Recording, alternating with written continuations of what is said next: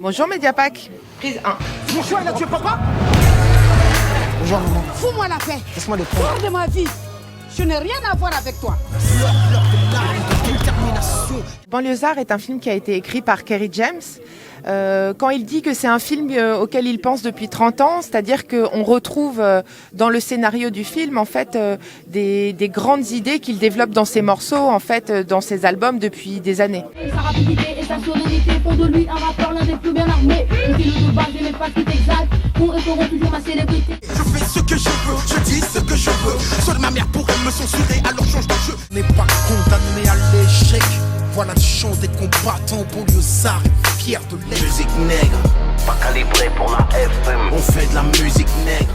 Je crois que ça fait 30 ans que je prépare ce film. Kerry James dit qu'il a préparé ce film pendant 30 ans parce qu'en fait, ce qu'il raconte dans le film, ce sont des sujets sur lesquels il travaille avec sa musique depuis plus de 30 ans finalement. Dans tous ses albums, on peut entendre comme dans des morceaux Constat amer. On peut se poser la question qui sont les plus racistes. Y'a qu'à observer les problèmes que posent les mariages mixtes. Lettre à la République qui est d'ailleurs repris dans le film.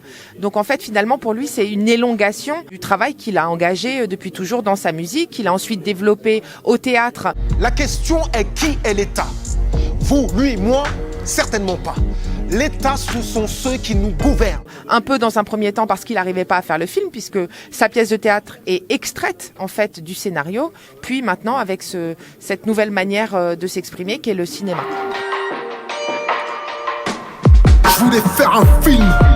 Je l'ai fait, je n'ai pas attendu Canal+, je n'ai pas attendu le CNC. Là, Netflix, c'est une personne qui dit oui et potentiellement ça part.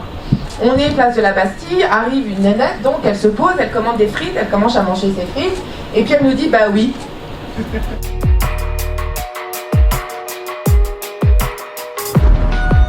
La production en fait s'est lancée très rapidement et il a fallu qu'on prépare très rapidement le film. On a eu 1 mois et demi en fait pour tout mettre en place.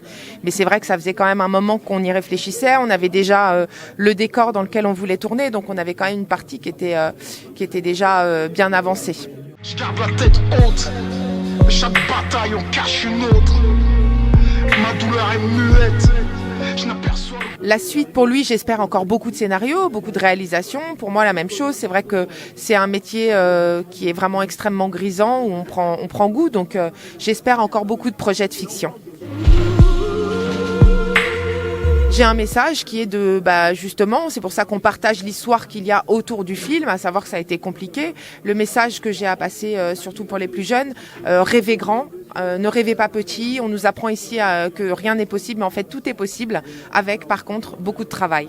Que c'était une très bonne chose pour le sujet, pour le projet. Mais il est important pour nous, et je le redis, que les gens entendent bien que ce sont des Américains qui ont produit ce film qui parle de la France et de grandes problématiques qui sont françaises, à savoir qu'il y a une scission sur laquelle il faut absolument qu'on réussisse à travailler pour que la France reconnaisse tous ses enfants et qu'on soit forts tous ensemble et qu'on évolue ensemble. Voilà.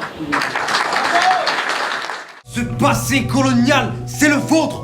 C'est vous qui avez choisi de lier votre histoire à la nôtre.